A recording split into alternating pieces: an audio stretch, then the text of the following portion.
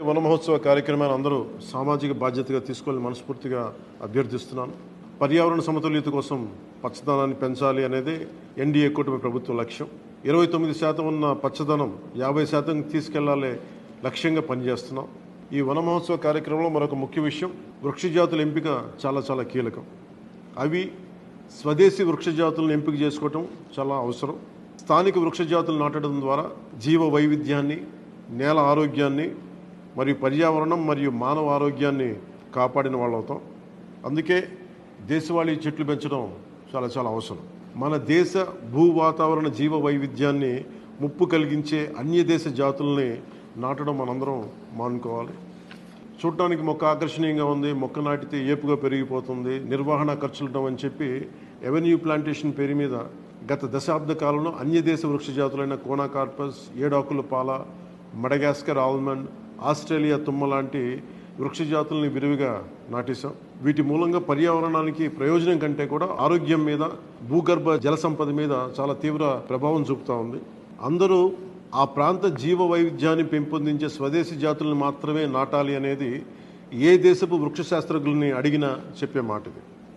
కానీ ఆ వాస్తవాన్ని విస్మరించి విదేశీయ మొక్కల మోసుతో రాష్ట్రమంతటా కోనాకార్పస్తో నింపేశారు. కోనాకార్పస్ అసలు మొదట పరిచయం చేసిన అరబ్ దేశాలే దాన్ని నిషేధించినాయి. ఎందుకంటే దాని దుష్ప్రభావాలు గుర్తించిన వెంటనే నిషేధించారు, తీసేశారు. మన దేశంలో తెలంగాణ, గుజరాత్, కర్ణాటక, అస్సాం ప్రభుత్వాలు కూడా వీటిని నిషేధించినాయి. ఈ కోనాకార్పస్ లాంటి విదేశీ వృక్ష జాతుల మూలంగా జరిగే అనర్థాలు చాలా ఉన్నాయి. అవి ముఖ్యంగా మన భూగర్భ జల సంపదను హరించి వేస్తాయి, శ్వాస సంబంధ ఆరోగ్య సమస్యలకి కారణమవుతున్నాయి. కోనాకార్పస్ ఎలాంటి వృక్ష జాతి అంటే పశువులు తినవు, పక్షులు గూడు పెట్టవు, కనీసం పక్షులు కూడా వాలవు. చెట్టుని చేమని ఆధారంగా చేసుకుని బతికే క్రిమికీటకాలు కూడా ఈ చెట్లు జోలికి రావు.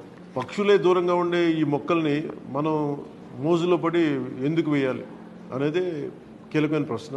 అందుకే ప్రతి సంవత్సరం జూన్, జూలైతో మొదలై నవంబర్లోని కార్తీక సమారాధన వరకు కొనసాగే ఈ వన మహోత్సవ కార్యక్రమంలో మన స్వదేశీ జాతులైన జీవ ఇంధనంగా ఉపయోగపడే కానుగ, వేప, చింత, ఉసిరి, శ్రీగంధం, ఎర్రచందనం, రావి, మర్రి, రేల, దిరిసెన, సీత, అశోక, మారేడు, నేరేడు, దేవకాంచనం, తెల్లమద్ది, మామిడి, కదంబం, జమ్మి, వెలగ, సీతాఫలం ఇలాంటి ఇంకా ఎన్నో మన జాతుల మొక్కల్ని నాటాలని అందరినీ అభ్యర్థిస్తున్నాం, కోరుకుంటున్నాం. 29% ఉన్న మన పచ్చదనాన్ని 50% తీసుకెళ్లే లక్ష్యంగా చంద్రబాబు నాయుడు గారి నాయకత్వంలో కూటమి ప్రభుత్వం పనిచేస్తుంది. అందరం కలిసి పచ్చదనాన్ని పెంచుకుందాం, పర్యావరణాన్ని కాపాడుకుందామని తెలియజేసుకుంటూ జై హింద్.